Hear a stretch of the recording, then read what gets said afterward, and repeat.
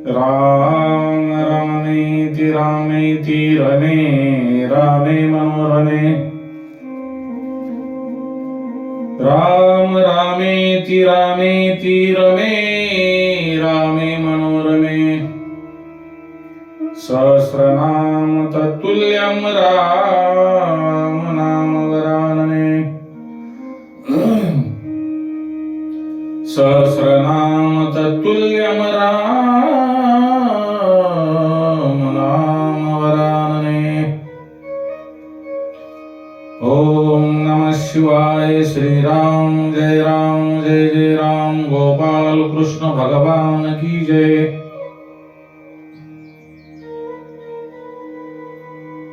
सुखदेव, हे राजा परीक्षितास,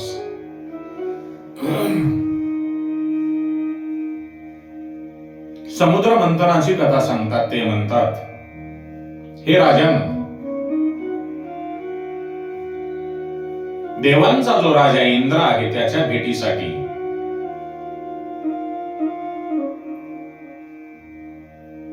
दुर्वासा ऋषी आले आणि त्यांनी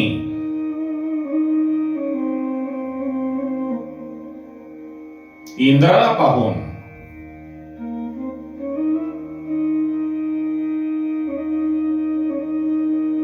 देवांचा जो राजा इंद्र आहे त्याला पाहून त्याचा सत्कार करण्यासाठी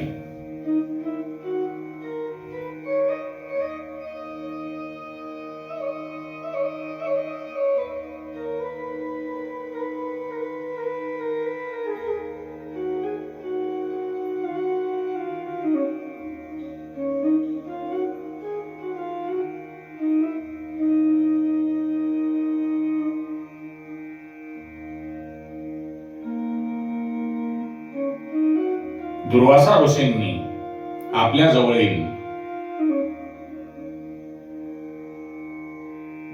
जी एक पुष्पमाला होती, फुलांचा जो हार होता, तो हार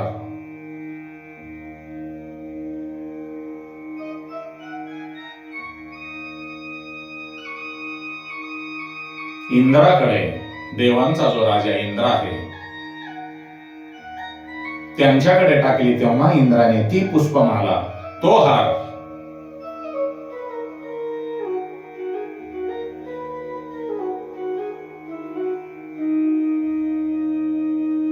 हत्तीच्या मस्तकावर टाकल्यामुळे तो हार खाली पडला आणि तो हत्तीच्या पायाखाली तुडवला गेला.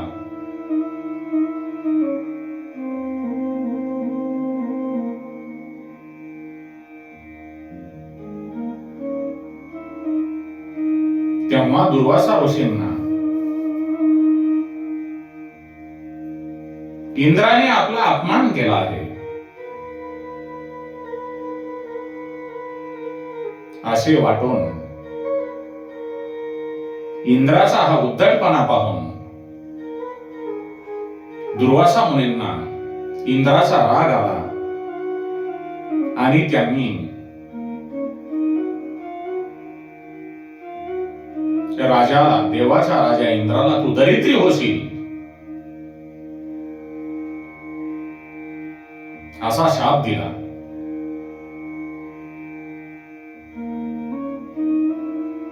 ज्याच्याकडे भरपूर संपत्ती आहे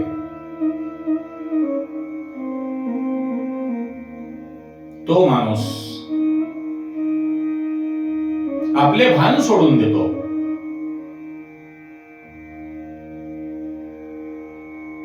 आणि ज्या वेळेला त्याच्या जवळील संपत्ती ही नष्ट होते त्यावेळेला तो भानावर येतो.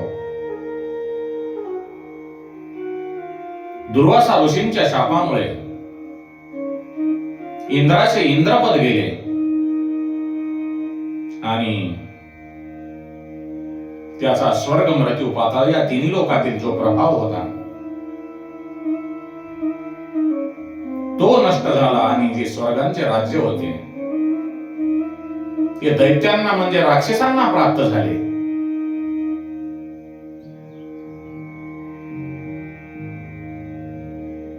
पदावरून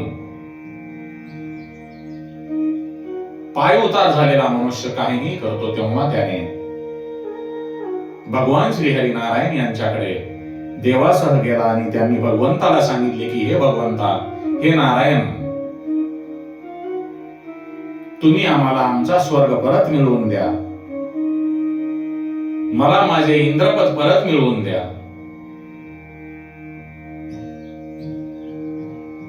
तेव्हा भगवान श्रीहरी नारायण त्यांना सांगतात,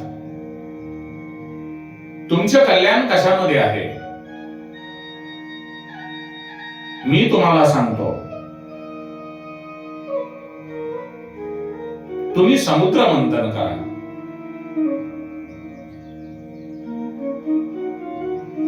त्यातून अमृत प्राप्त होईल आणि ते जर तुम्ही प्राशन केले तर तुम्ही अमर व्हाल. पण या समुद्र मंथनासाठी तुम्हाला दैत्यांची, राक्षसांची मदत घ्यावी लागेल. त्यांच्या मदतीशिवाय ते शक्य होणार नाही.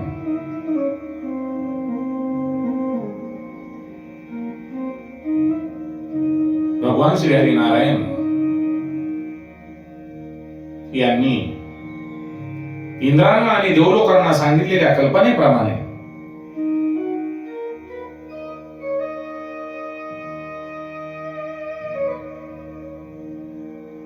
अमृताच्या प्राप्तीसाठी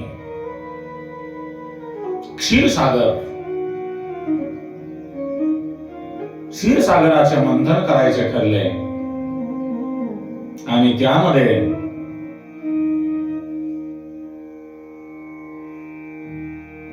मंथन करायचे म्हटल्यानंतर आपणाला ताक करावयाचे म्हणल्याच्या नंतर जशी रवीची गरज पडत असते त्याप्रमाणे समुद्राचे मंथन करण्यासाठी मंदरांचल पर्वत यांची रवी करा.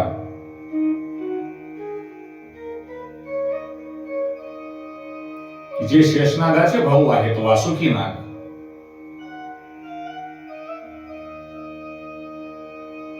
त्यांचा तुम्ही ते मंदरांचल पर्वत फिरवण्यासाठी रवीला जसा दोर लागतो तसा तुम्ही मंदरांचल पर्वत क्षीरसागरामध्ये फिरवण्यासाठी वासुकी नागाची दोरी करा. असे भगवंतांनी सांगितल्याप्रमाणे इंद्रादी देव सर्वजण दानवाकडे गेले. त्यांनी दैत्यांना समुद्र मंथनाची कल्पना सांगितली आणि या सागरामध्ये लपलेली अथांग संपत्ती, दिव्य औषधी वनस्पती, अमृत आपल्याला मिळेल. त्यामुळे सर्वांचेच कल्याण होईल असे देवांनी असुरांना सांगितल्यानंतर ते तयार झाले आणि सर्वजण क्षीरसागराच्या किनाऱ्यावर देव आणि दानव जमा झालेले आहेत. बाबांनो, आपला जो संसार आहे, प्रपंच आहे, हाही एक संसार समुद्रच आहे.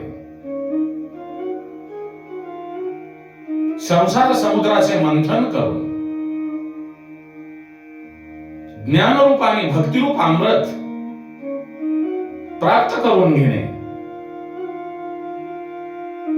हेच मनुष्याचे कर्तव्य आहे. पण आपण तसे करत नाहीत.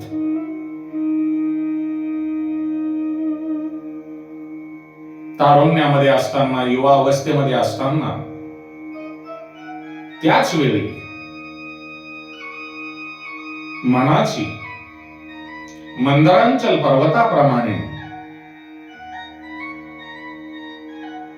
स्थिर अशी रवी तयार करा. म्हणजे आपले जे मन आहे हे भगवंताच्या भक्तीकडे, भगवंताचे ज्ञान ग्रहण करण्यासाठी, भगवंताची भक्ती करण्यासाठी स्थिर करा. त्यामुळे आपले मन भगवंत भक्तीकडे, भगवंताच्या नाम संकीर्तनाकडे वळेल आणि संसार समुद्राचे मंथन करण्यासाठी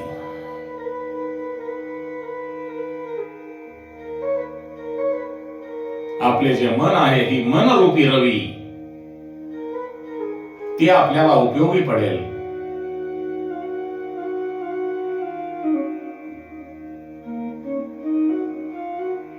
भगवंतांनी सांगितल्याप्रमाणे देवांनी आणि दानवांनी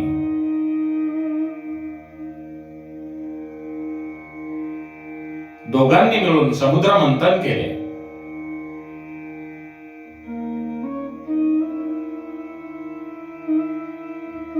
दोघांनी मिळून मंदरांचल पर्वत क्षीरसागरामध्ये नेऊन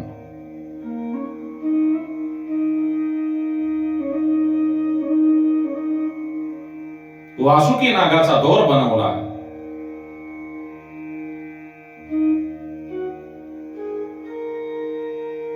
आणि पर्वत ज्यामुळे समुद्रामध्ये बुडत असल्यामुळे भगवंतांनी स्वतः कूर्म रूप धारण करून तो पर्वत आपल्या पाठीवर घेतला.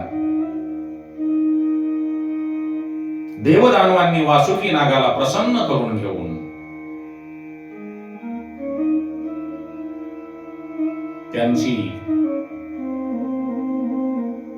दोर म्हणून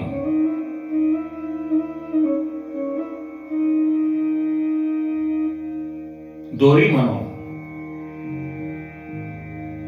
क्षीरसागराचे घुसळण करण्यासाठी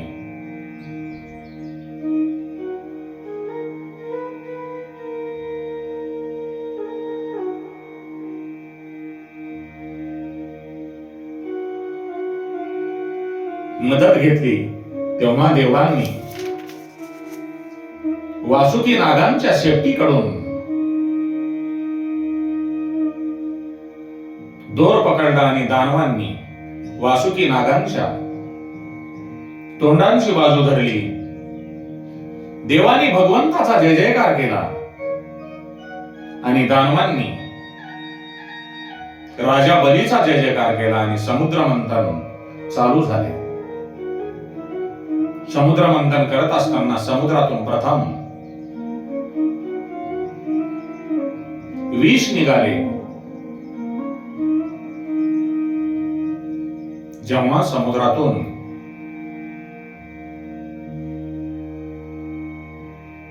विष निघाले, परंतु ते कोणीही स्वीकारण्याची तयारी करत नसल्यामुळे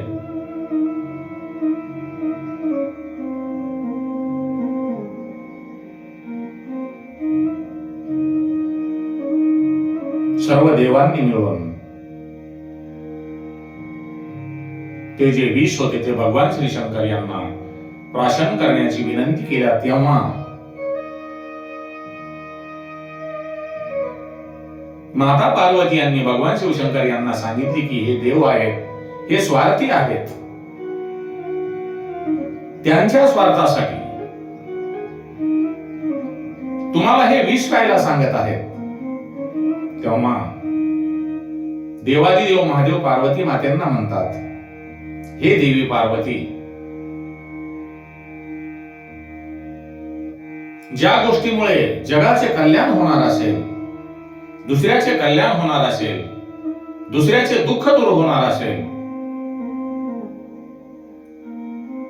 त्याच गोष्टी करण्यासाठी मी स्वतः शंकर आहे.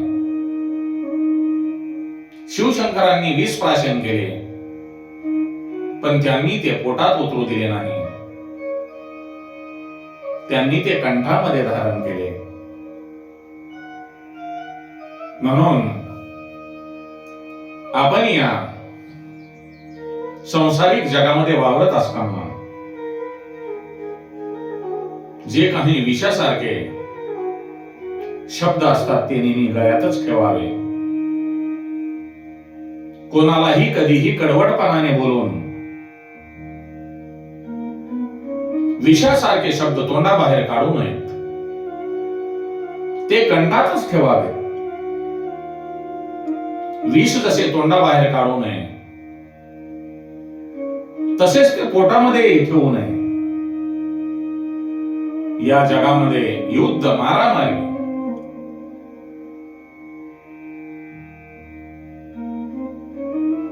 या ज्या गोष्टी आहेत, वीस पोटामध्ये ठेवल्यामुळेच होत आहेत. जर वीस फारच जळत असेल तर भगवंताचे नाम संकीर्तन करा. भगवंताच्या नामामुळे, देवाच्या भक्तीमुळे, जपामुळे, साधनेमुळे विषाचे रूपांतर अमृतामध्ये होईल. भगवान शिवशंकरांनी श्रीराम जय राम जय जय राम राम नामाचा जप करत विष प्राशन केले आणि त्याचे ते अमृत झाले. मनुष्याने मंदरांचल पर्वताप्रमाणे आपल्या मनाला स्थिर करावे, म्हणजे या संसाररूपी सागरातून, या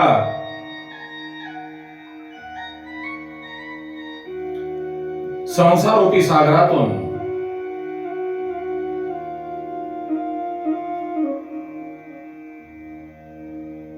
भक्तिरूप आणि ज्ञानरूपी अमृत बाहेर जर पाडावयाचे असेल, काढावयाचे असेल, तर आपल्या मनाला स्थिर करणे गरजेचे आहे. स्थिर म्हणजे भगवंताच्या चरणी, भगवंताच्या भक्तीमध्ये, भगवंताच्या नाम संकीर्तनामध्ये स्थिर करणे जरुरी आहे.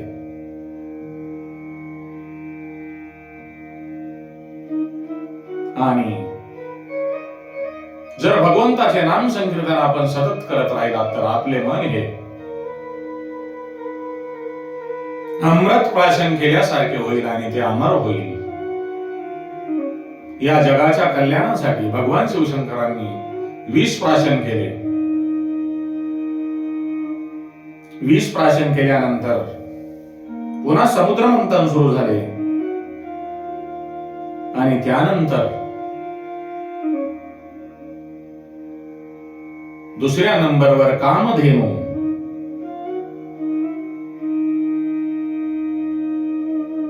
समुद्र मंथनातून बाहेर आलेली आहे. ती कामधेनू देवांनी आणि दैत्यांनी ब्राह्मणांना दान केली. कामधेनू हे संतोषाचे प्रतीक आहे. ते ब्राह्मणांना दान करण्यात आले. तिसऱ्या नंबरवर उच्चश्रेवा नावाचा घोडा निघाला. त्या घोड्याला पाहून दैत्याचे मन लालसावले, परंतु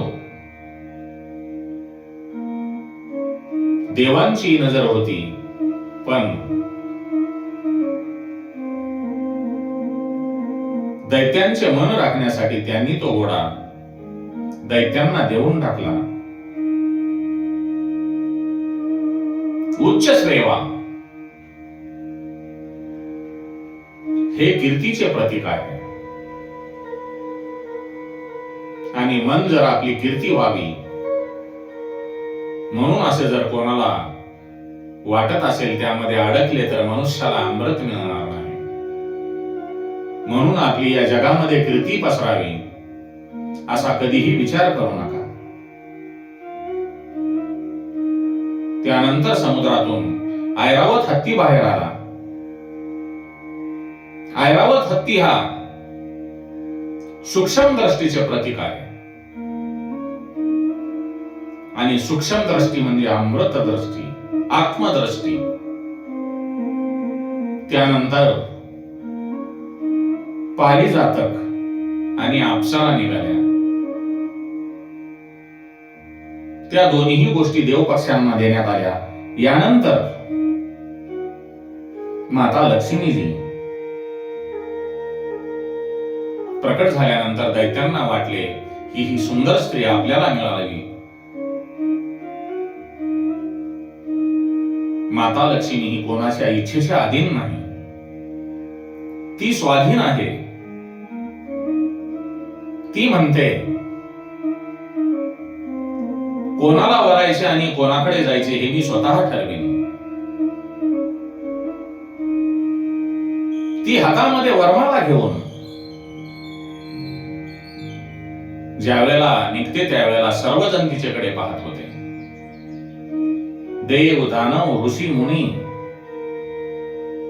त्या सर्वांना पाहून माता लक्ष्मी म्हणते, ऋषी ज्ञानी आहेत, तपस्वी आहेत, पण क्रोधी आहेत. केवळ ज्ञान आणि तप यामुळे फळ मिळत नाही, त्याला भक्तीची साथ असावी लागते. देवांना पाहून महालक्ष्मी म्हणते, देव हे महापुरुष आहेत. हे जरी खरे असले तरी ते कामनेचे दास आहेत. पुढे परशुराम बसलेले होते. त्यांना पाहून ती म्हणते, हे जितेंद्रिय आहेत, पण निष्ठुर आहेत. त्यानंतर मार्कंडेय ऋषी होते. ते तेजस्वी आणि देखणे होते, परंतु ते लक्ष्मीकडे पाहत नव्हते. त्यांना लक्ष्मीचा मोह नव्हता.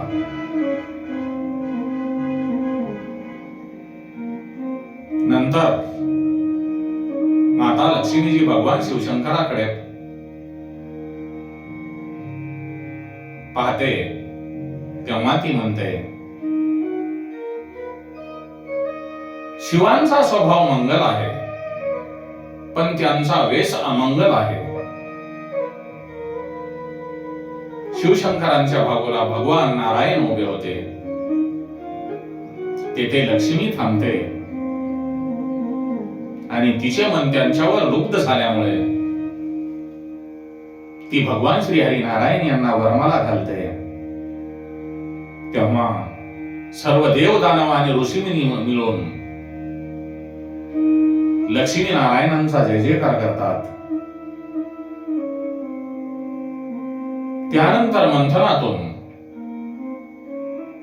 वारुणी देवी म्हणजे मधुरा निघाली.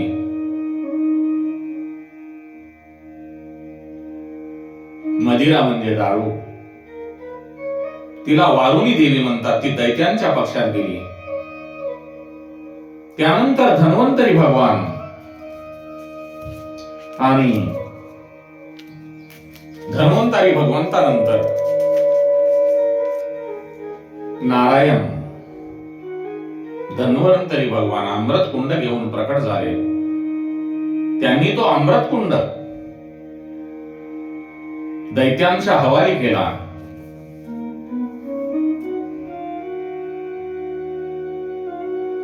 आणि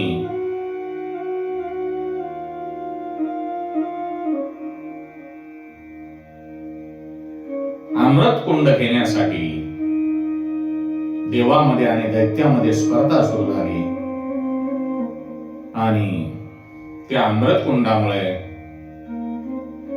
दोघांमध्येही चोंबाचोंबी चालू झाली. आपल्या हातून अमृत कुंड गेला.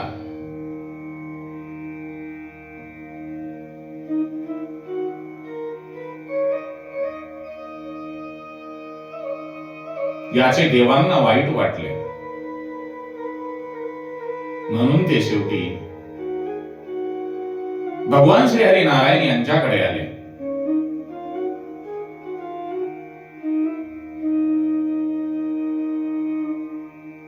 ओम नमः शिवाय. श्रीराम जय राम जय जय राम. श्रीराम जय राम जय जय